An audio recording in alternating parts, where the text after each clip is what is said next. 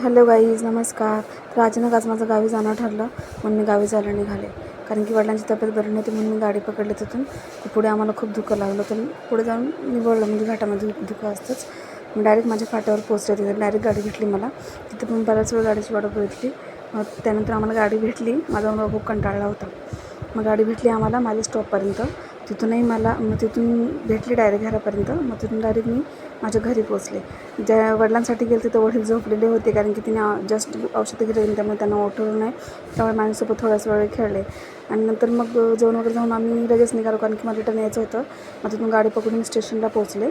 तर तिथं पण ट्रेन जरा लेट होती. मग बराच वेळ थांबलो. मग आल्यानंतर ट्रेन माझ्या मुलगाने आईने मला वजं दिलं होतं, म्हणजे सामान दिलं होतं थोडं, शेंगा वगैरे. ते आता आई बोलते रिकामी हाती जायचं तर घेऊन जा. मग ट्रेन पकडून मी घरी पोचले. तर गाईज, आता माझा मुलगा निघत. तुम्हाला माझा व्हिडिओ कसा वाटला कमेंट करून सांगा. Bye bye.